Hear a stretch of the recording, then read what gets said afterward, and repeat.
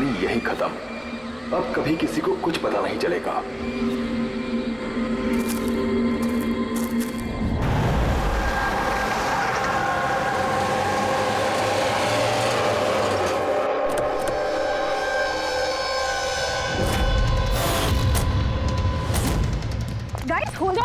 हो क्या रहा है, कोई मुझे बताएगा? You guys don't understand. You know ना सिचुएशन क्या चल रही है। पापा और भाई दोनों फोन नहीं उठा रहे।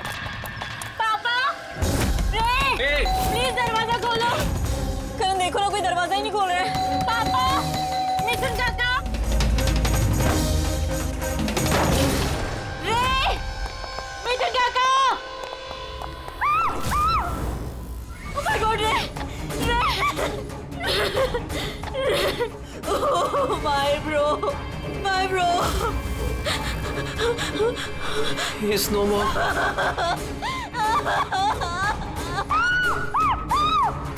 मिथुन काका,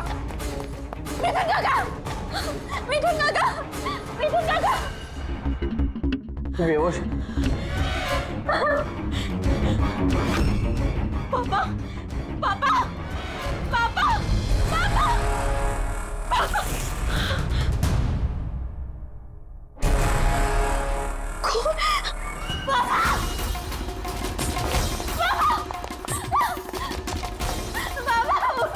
देखो ना जरा पापा को क्या। शीतल अंकल सीधा। प्लीज जल्दी डॉक्टर को बुलाओ करो। काम करने बुलाओ। आरा। अंकल डोंट एम्बुलेंस को कॉल करो अर्जेंट।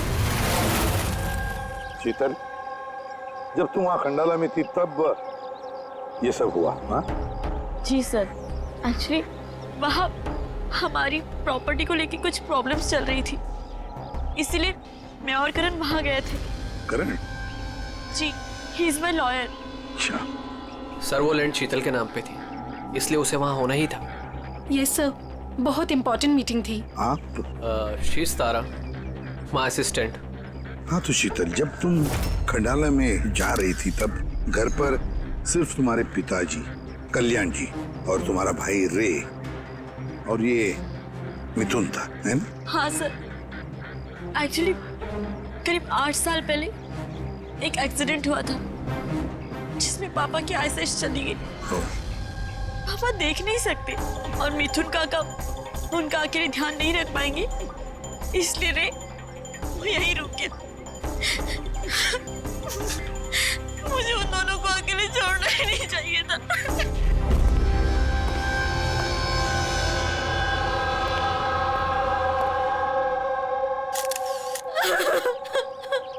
शांत हो जाओ। एक बात बताओ शीतल, तुम कह रही थी कि उनको अकेले छोड़कर जाना ही नहीं चाहिए था, क्यों? ऐसे क्यों लगा तुम्हें? क्या तुम्हें डर था कि उनकी दोनों की जान को खतरा है, ऐसे कुछ होगा? नहीं सर, पर इतना जरूर पता था कि रे की उसके फ्रेंड्स के साथ ना कोई बड़ी प्रॉब्लम चल रही थी। फ्रेंड्स के साथ? और वो लोग एक दूसरे को ब्लैकमेल कर रहे थे किसी चीज को लेके।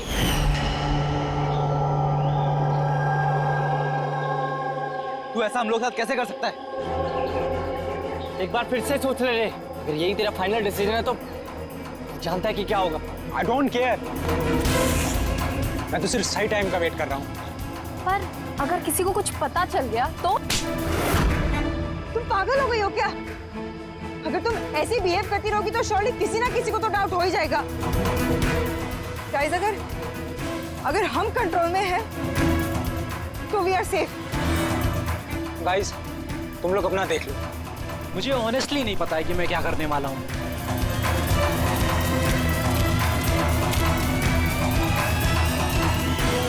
मुझे रे पे बिल्कुल भरोसा नहीं है। I can't trust him. अगर इसका मुंह खुला तो हम सब फंसेंगे।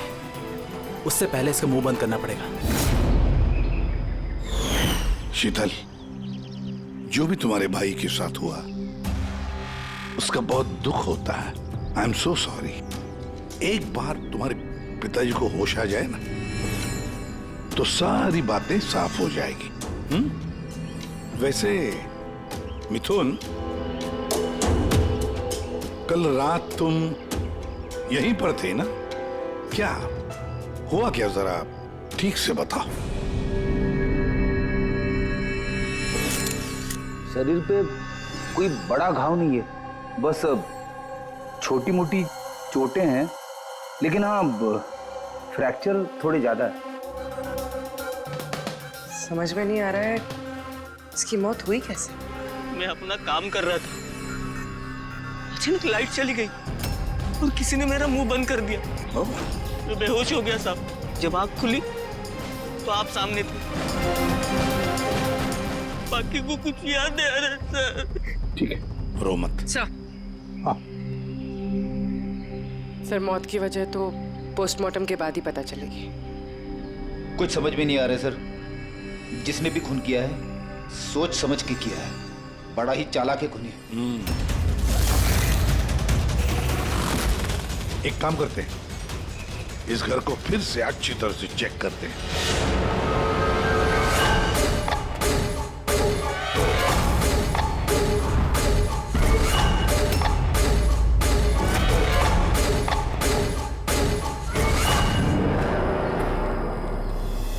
ग्लास तोड़कर अंदर घुसा है घर के अंदर।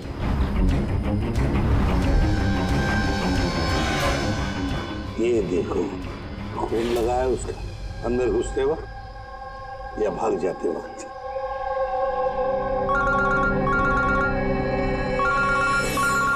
Hello, ACP Pradyuman. अच्छा,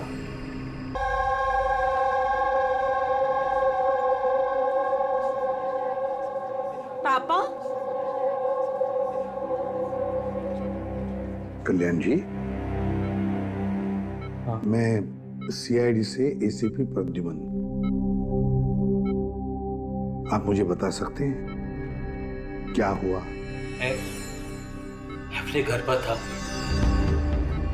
मुझे तो सिर्फ आवाजें सुनाई देती। रे जोर जोर से चिल्ला रहा था, चीजें यहाँ वहां फेंकी जा रही थी, बहुत शोर था, पता नहीं क्या क्या हो रहा था। और फिर सडनली बाएं हाथ से कोई भाग कर आया और उसने मुझे चाकू मार दिया, शायद बाएं हाथ से। और इससे पहले कि मैं रे को कुछ रे ठीक है, रे ठीक तो है? शीतल, शीतल, शीतल तुम कुछ बोल क्यों नहीं रही? हे भगवान, हे भगवान। जो भी कुछ हुआ हम उसे बदल तो नहीं सकते, लेकिन जिसने भी आपकी बेटी की जान ली है उसे सजा दिलाने की पूरी कोशिश करेंगे। हाँ कल्याण जी, आपने कहा कि कोई बाएं साइड से आकर उसने आप पर चाकू का वार किया है, लेफ्ट हैंड साइड से। ये कुछ खास बात याद आती है उस आदमी के बारे में? हाँ, कोई खास बात? हाँ, वो जरूर लेफ्ट हैंडेड था, लेफ्ट हैंडेड था वो। ये आप कैसे कह सकते हैं? सर, मुझे पता चल जाता है, मेरी सेंसेस बहुत स्ट्रांग है। उसने जब मुझ पे वार किया, मैंने उसका हाथ पकड़ लिया था और वो इतना स्ट्रांग था, वो जरूर लेफ्ट हैंडेड था सर, 100% लेफ्ट हैंडेड था। तो क्या डॉक्टर साहब, ये जो जख्म है इनके शरीर पर, वो वाकई किसी खब्बू आदमी ने बनाया? यस सर, घाव के निशानों के हिसाब से यही लगता है। चलो सर, कुछ तो सुराग लगा। हाँ, ये चारों के चारों दोस्त रे को धमका रहे थे। गड़बड़ है, कुछ न कुछ तो गड़बड़ जरूर है इन चारों में। तनिषा, अंकिता, विवान और सैम। उठाओ इन चारों को, उठाओ।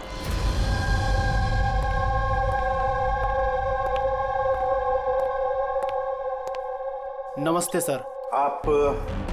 मैं सैम का फादर हूँ। पिछले 2 हफ्तों से सैम से मेरी कोई बातचीत नहीं हुई। अब मैं आपको कैसे बताऊं कि वो कहाँ पर है। मैंने उसको कई बार फोन किया, लेकिन उसका फोन ही नहीं लग रहा। मैं तनिषा की माँ। अब उससे फोन करके मैं क्या पूछूं? कि तनिषा ने खुद मुझे कहा था कि वो अपनी हॉलीडे एक्सटेंड कर रही है, कुछ दिन वो फ्रांस में रहना चाहती है। और मैं अंकिता का भाई हूँ। Just for name sec. Sir dad को बातों में फंसाकर 80% प्रॉपर्टी उसने अपने नाम पर कर ली। मैं क्यों फिक्र करूं सर उसके बारे में? सर मैं अंकिता के बारे में कुछ नहीं जानता। हाँ sir, what I just know is sir वो 2 हफ्ते पहले दिल्ली गई हुई थी कुछ मार्शल आर्ट कैंप के लिए। जी सर मैं विवान का फ्रेंड। उसके डैड के पास इतना पैसा है कि वो घूमता रहता है। होगा कहीं हॉलीडे पे। मतलब ये चारों पिछले 2 हफ्तों से शहर से बाहर है और आप में से कोई भी उनके टच में नहीं है। ठीक है, थैंक यू वेरी मच। आप लोग जा सकते हैं। अगर जरूरत पड़े तो आप लोगों को हम फिर से बुला लेंगे। Thank you. जरा 1 मिनट, क्या आप बता सकते हैं कि सैम, तनिषा, विवान और अंकिता इन चारों में से कोई लेफ्ट हैंडेड है? कब्बू है? हाँ सर, मेरा बेटा सैम लेफ्टी है। अच्छा, क्यों सर? नहीं नहीं, ऐसे ही ऐसे ही। हाँ, आप लोग जा सकते हैं। Thank you.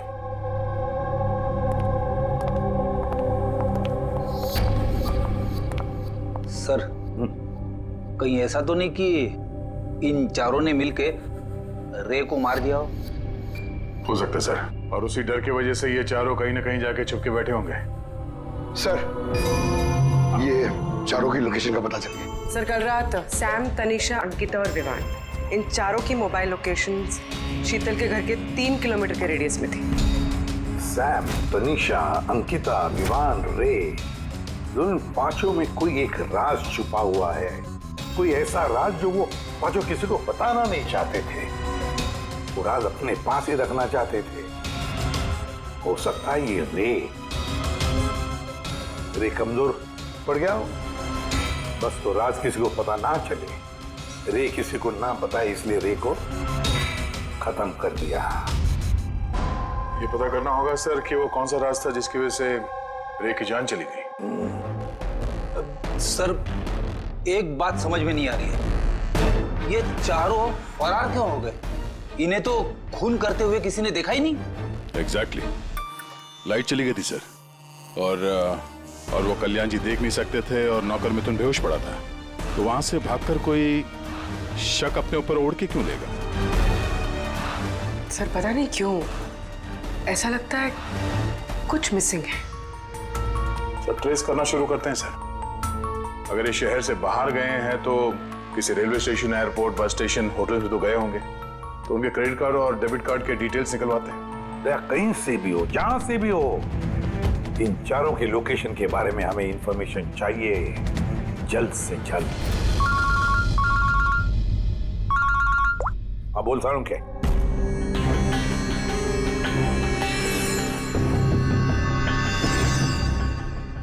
यार सारूं, तूने इस कंकाल पे ये रेड मार्क्स क्यों किए? बस ये समझाने के लिए कि इस रे की हड्डियों का कैसे चूरा बनाया गया। ये देखो, ये रे की हड्डियों का एक्सरे।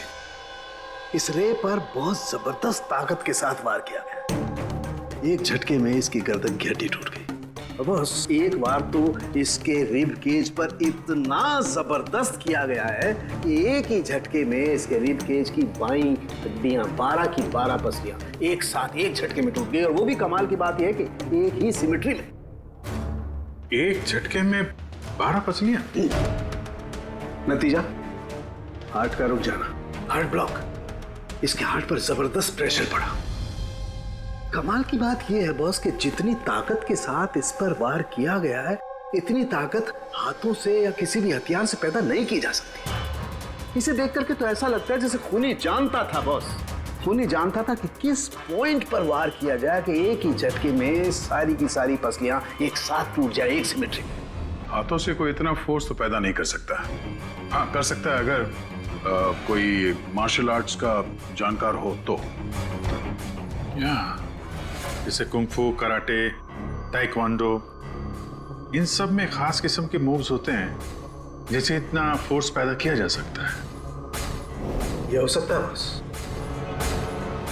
अभी अटैक उसी ने किया जिसे मार्शल आर्ट्स की जानकारी है, जैसे आर्मी बैकग्राउंड का कोई।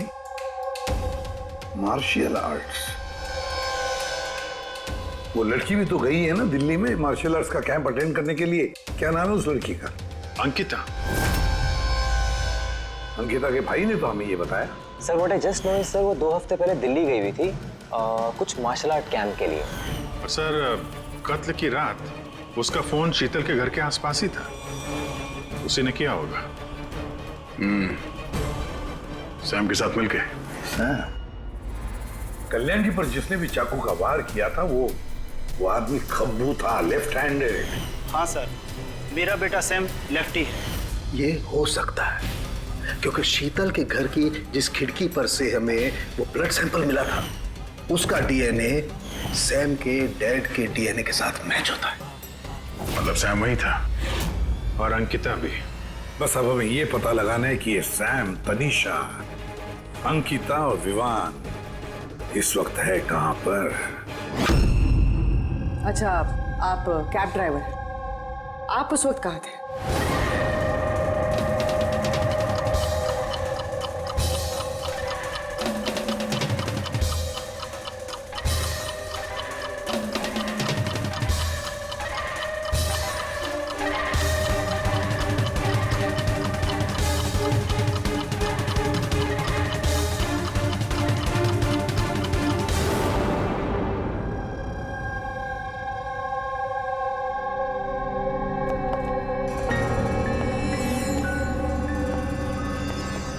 क्या हुआ? सर, सैम एक टूरिस्ट टैक्सी लेकर पूना चला गया। टैक्सी ने जहाँ उसे ड्रॉप किया उसका एड्रेस थोड़ी देर में मिल जाएगा। सर पिछले 24 घंटे में ये तनीषा ने पंचगनी में अपना एटीएम कार्ड 3 बार यूज किया सर। ये अंकिता तो बड़ी अजीब है। दिसंबर 2017 में इसने बोरिवली के ज्वाला डी मार्केट से 5 सिम कार्ड खरीदे थे। हाँ सर, ये वही जगह है जहाँ पे यूज सिम कार्ड मिलते हैं। और सर ये सब के सब 10 दिसंबर 2017 को महाबलेश्वर गए थे और 14 दिसंबर को लौटे। सर इन्हें लग रहा था कि इन्हें कोई पकड़ेगा नहीं, लेकिन इनसे एक गलती हो गई। ये जो अंकिता है सर, इसने जो सिम कार्ड्स लिए थे उसकी लोकेशन हमें महाबलेश्वर से 15 किलोमीटर आगे हाउस होल्ड में मिली। हाँ, brilliant job, absolutely brilliant job. बस अब नाउ नो वेस्टिंग टाइम, हम टीम बनाते हैं और काम शुरू करते हैं। लेकिन सर 5 सिम कार्ड, वो भी यूज्ड, कर क्या रहे हैं ये लोग? जो भी कर रहे हैं करने दो, पर पछताएंगे जरूर, बहुत पछताएंगे।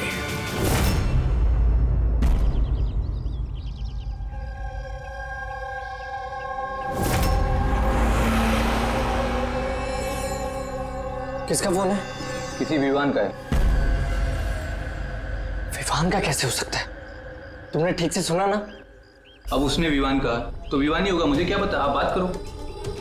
हेलो, कौन बोल रहा है? दूर, मैंने बोला था कि आज के बाद हम कांटेक्ट में नहीं आएंगे, तो कॉल क्यों किया? और तुझे पता कैसे चल रहा कि मैं यहाँ हूं? ओके, तो वहीं रुक, मैं आ रहा हूं।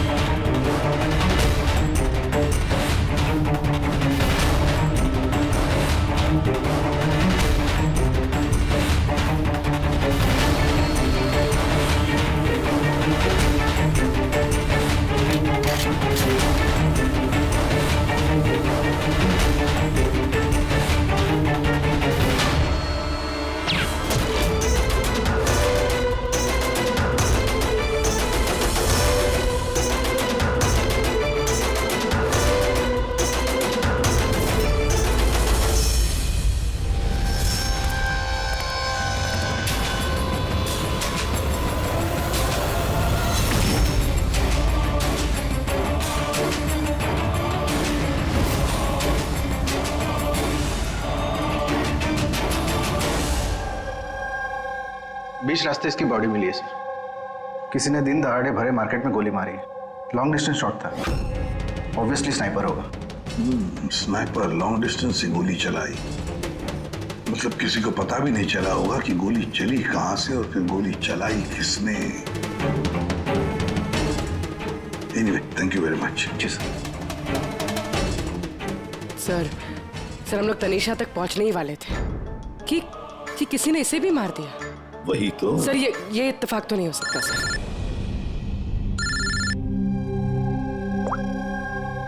हेलो, क्या? ठीक है। क्या हुआ? सर, पुणे पुलिस स्टेशन से फोन था, किसी ने सैम को मार दिया। What? Oh my God. Sir, वो जिस लॉज में रुका था उसी लॉज के पास। सर, ये जरूर विवान और अंकिता का ही काम है। ये कोई सीक्रेट है जिसे छुपाने के चक्कर में ये लोग आपस में एक दूसरे का खून कर रहे हैं। अपनी जो भी है उसे पता कैसे चलता है कि हम किसके पास जाने वाले हैं? 4 में से 2 बच गए हैं, विवान और अंकिता।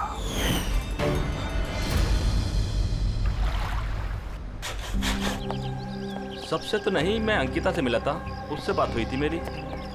अंकिता से? जी। यही थी वो? हाँ, ये वही लड़की है, इसी ने मुझे पेमेंट दिया था, 2 दिन के 20,000 रुपए। 2 दिन के 20,000 वो मान गए? ऐसी क्या इमरजेंसी थी? अच्छा, उन 2 दिनों में आपने उनसे या उनके ग्रुप के बाकी लोगों से मिले थे? नहीं सर, मैं किसी से नहीं मिला। मैंने तो उस लड़की को ऑफर किया था कि हमारे पास कुक और क्लीनर दोनों हैं, लेकिन उस लड़की ने मना कर दिया कि मुझे कोई हेल्प नहीं चाहिए।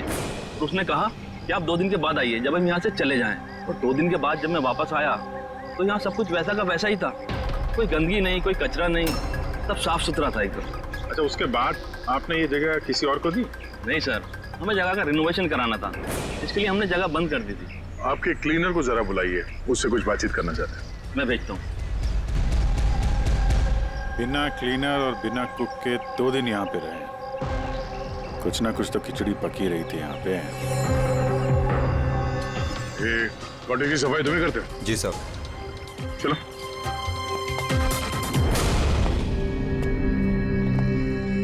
अच्छा, जब वो 5 लोग यहाँ से गए, उसके बाद जब तुमने यहाँ की साफ सफाई की तो कुछ मिला इधर उधर या कुछ अजीब लगा तुम्हें? नहीं सर, वो लोग तो बहुत अच्छे थे, जाने से पहले पूरी जगह को एकदम चकाचक साफ करके गए।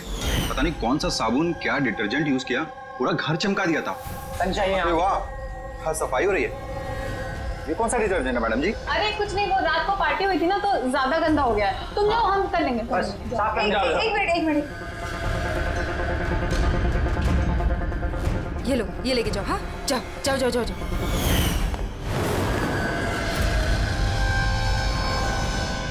बहुत महंगी है सर, मैंने तो पहनी नहीं कभी, वरना लोग कहते हैं चोरी की। महंगी तो है, पर फिलहाल ये महंगी घड़ी हमारे पास रहेगी। जी सर। आइए, आप लोग आइए।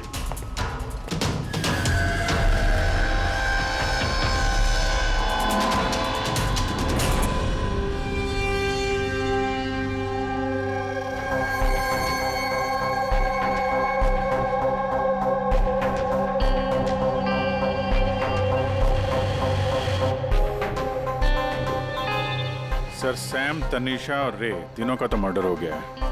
अब बचे विवान और अंकिता। खूनी इन दोनों में से ही कोई हो सकता है।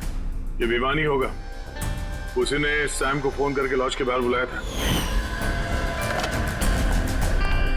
तो जो भी हो, उसे पता कैसे चलता है कि हम कहाँ जाने वाले हैं? और जब भी हम वहां पहुंचते हैं तो उससे पहले ही वो वहां पहुंचकर फोन करके निकल जाता है।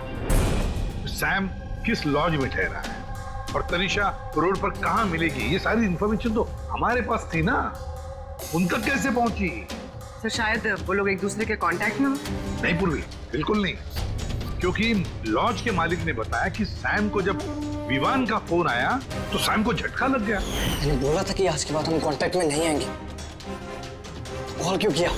बॉस, क्राइम सीन पर ये जो शोपीस मिला है, इस पर ऑक्सीजन प्रोड्यूसिंग डिटर्जेंट मिला है।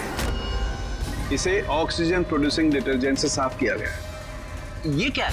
फ्रेडी, एक ऐसा डिटर्जेंट होता है जिससे सारे के सारे एविडेंस एकदम साफ किए जा सकते हैं, खून के निशान तक।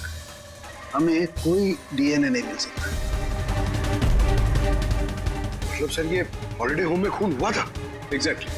पर हाँ, ये घड़ी, इस पर अलग अलग लोगों की उंगलियों के निशान तो हैं ही, साथ ही इस पे मुझे किसी का डीएनए भी मिला है। तो शायद रे इसी खून का पर्दाफाश करने वाला होगा। पूर्व एक काम करो, ब्यूरो में जाओ, खून की रिपोर्ट्स चेक करो, मिसिंग पर्सन्स की रिपोर्ट्स चेक करो, देखो किसी भी रिपोर्ट में इस घड़ी का जिक्र किया है क्या। यार इन 5 में से बचे हैं 2, विवान और अंकिता। अगर खूनी विवान या अंकिता को कांटेक्ट करना चाहे तो फिर वो जो 5 यूज्ड सिम कार्ड्स है ना, वो इनके पास होंगे। उन्हीं में से किसी नंबर पर वो फोन करेगा, है ना? वो नंबर ट्रैक करते हैं। सर तनीषा का खून हुआ पंचगनी में, सैम का खून हुआ पुणे में। दोनों जगहें 100 किलोमीटर दूर, जबकि खून हुए सेम टाइम पे। और एक ही टाइम पे कोई 2 जगहों पे कैसे हो सकता है सर?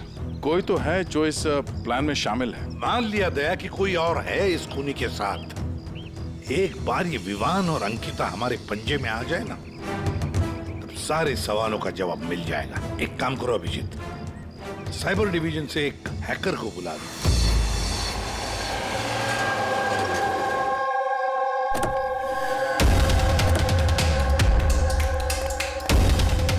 इसमें पूरे पैसे है ना?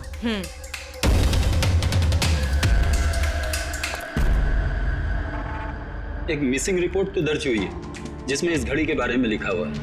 कोई रणधीर कुमार नाम का एनआरआई था। कब फाइल हुई थी रिपोर्ट? 6 दिसंबर 2017। कोई करण जोशी ने फाइल की थी। जी ये देखिए।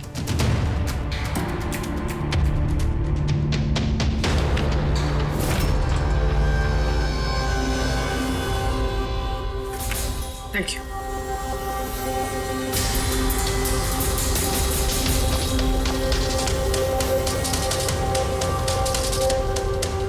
कहीं उन लोगों ने इस रणधीर को तो नहीं मार डाला? और कहीं ये करण रणधीर की मौत का बदला तो नहीं ले रहा? करण? जी, ही इज माय लॉयर।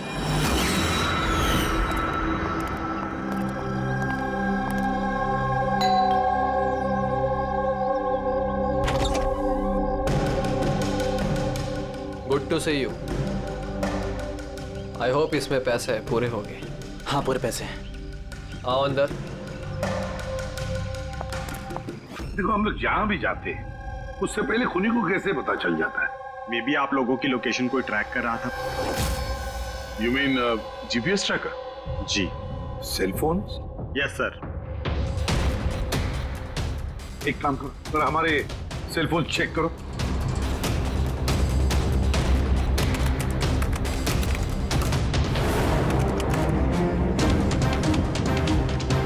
तुमने पैसे मांगे थे, हम लेकर आए हैं। अब वो एविडेंस दो और सब खत्म करो। खत्म करूं? जैसे तुम लोगों ने रणधीर को खत्म किया था। करण, हमें सबूत दो। देता हूं, लेकिन उससे पहले मैं तुम्हें किसी से मिलाना चाहता हूं। कौन? बुलाता हूं।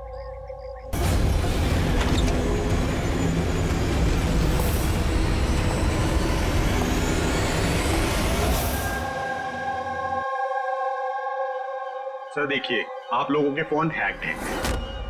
व्हाट? मेल्स, कॉल, मैसेजेस, सब चीजों को ट्रैक किया जा रहा था। लेकिन हमारे फोन हैक कौन कर सकता है? और कब किए होंगे?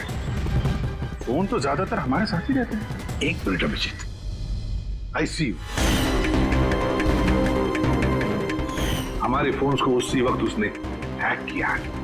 और अभिजीत सर, दया सर, आप दोनों के फोन को शायद उसने एसीपी सर के फोन से हैक कर दिया होगा।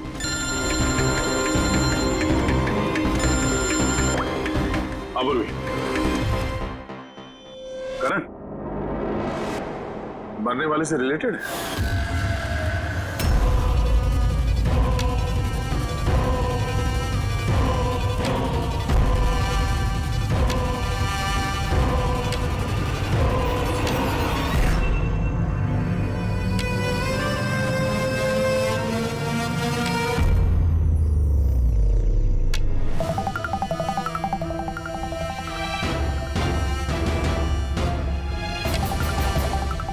जो सजा रणधीर तुम लोगों को देने वाला था, अब हम तुम्हें देंगे। जैसे सैम,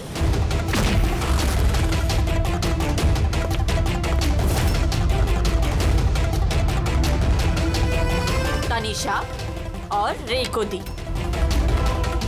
अब तुम दोनों की बारी है। तभी रणधीर की आत्मा को शांति मिलेगी। इसी घर में मारा था ना तुमने रणधीर को?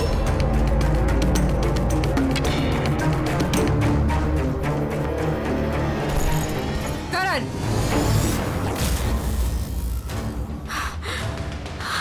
तुम्हारे पास कोई सबूत नहीं है ना? तुमने हमें फंसाया है ना? हाँ?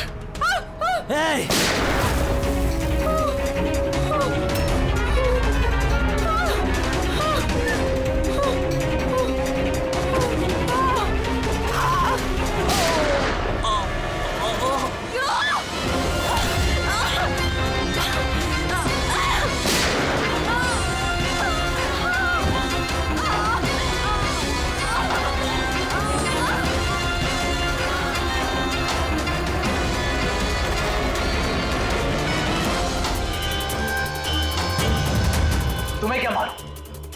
तुम तो देख भी नहीं सकते, पर मानना तो पड़ेगा। बस यही प्रॉब्लम है आजकल के तुम जैसे नौजवानों की। बहुत जल्दी होती है तुम जैसे आजकल के नौजवानों को किसी भी नतीजे पे पहुंचने के लिए। ये पकड़ो। कौन कहता है कि तुम्हें देखने के लिए मुझे नजरों की जरूरत है?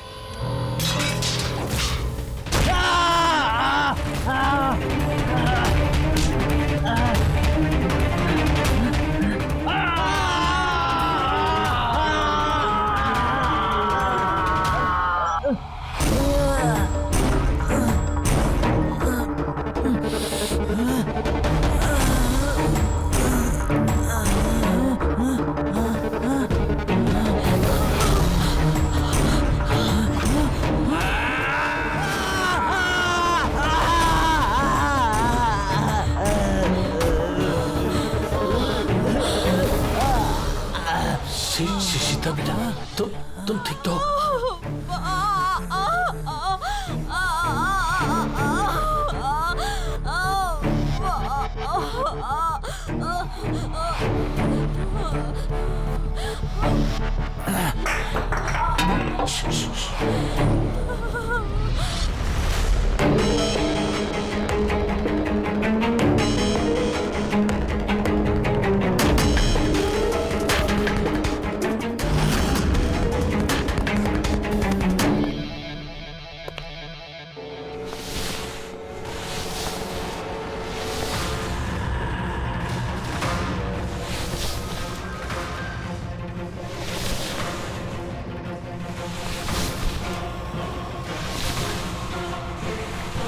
बरसों से मैं स्पेशल फोर्सेस में था। दुश्मनों को तो मैं चुटकी भर में सूंघ कर निकाल देता था। फिर तुम तो बच्चे हो।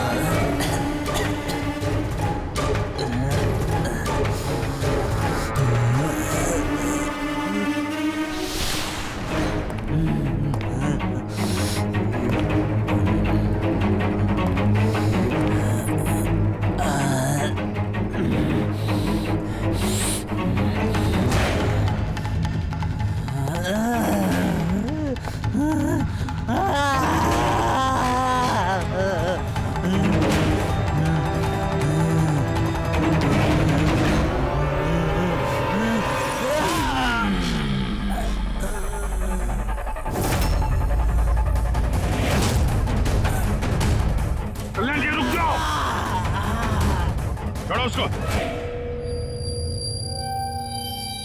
मैं तो अंधा हूं ऑफिसर, लेकिन आप देखकर बताइए कि मैंने उसका सारा शरीर बेकार कर दिया है या नहीं, या तुम एक और।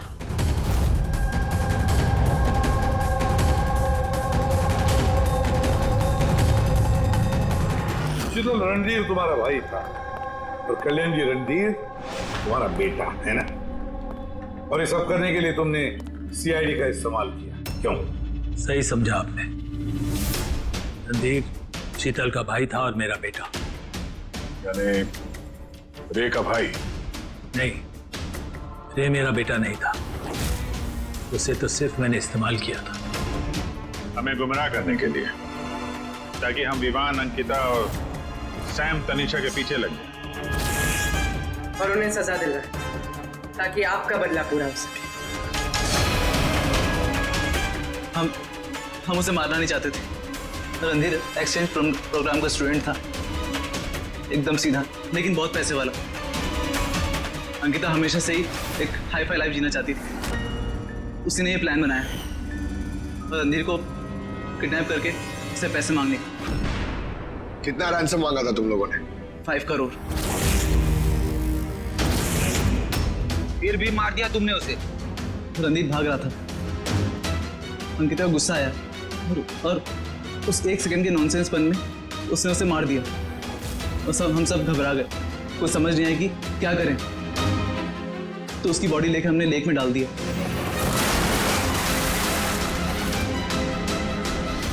रे को ये बात हजम नहीं हुई है? और यहीं पर तुम्हारा प्लान गड़बड़ हो गया। सर, वो रणधीर की इंडिया में सारी रिस्पॉन्सिबिलिटी मेरी थी। कल्याण अंकल और शीतल तो न्यूयॉर्क में थे, लेकिन रणधीर का केयरटेकर मैं यहाँ था। इन लोगों को पैसा देने के बाद भी इन्होंने रणधीर को नहीं छोड़ा, मार दिया। तो मैं घबरा गया, मुझे कुछ समझ नहीं आया। फिर एक दिन रे का कॉल आया। मुझे बिलीव नहीं हो रहा है कि हमने उसको। I'm sorry uncle. कुछ नहीं होगा तुम्हें, तुम सिर्फ हमें बता दो कि बाकी के दोस्त लोग कहाँ हैं। अंकल वो सब बाहर चले गए। जब तक ये रणधीर का केस सॉल्व नहीं हो जाएगा ना अंकल, वो वापस नहीं आएंगे। कहाँ है वो? मुझे उस बारे में कुछ भी नहीं पता। रे तो हमारे पास था ही, बस उन चारों को पकड़ना था। और ये काम हम अकेले नहीं कर सकते थे। तो इसीलिए तुमने हमारा इस्तेमाल किया, क्यों? रे से सारी इंफॉर्मेशन निकालने के बाद तुम लोगों ने उसे एक दर्दनाक मौत दी, ताकि हम लोग वो केस इन्वेस्टिगेट करें और ये सारी कहानी निकल के सामने आए। साथ में हमें सारे एविडेंसेस दे दिए, उन चारों के मोबाइल नंबर्स, और सैम जिस पैथोलॉजी लैब में काम करता था वहां से उसके ब्लड सैंपल मंगवा दिया। हम सबके फोन्स हैक किए। काफी अच्छी प्लानिंग थी। लेकिन एक बात भूल गए तुम, सजा देने का काम तुम्हारा नहीं, कानून का है। रणधीर की मौत का बदला तो तुमने ले लिया, लेकिन सजा अपने आप को दी है, अपने आप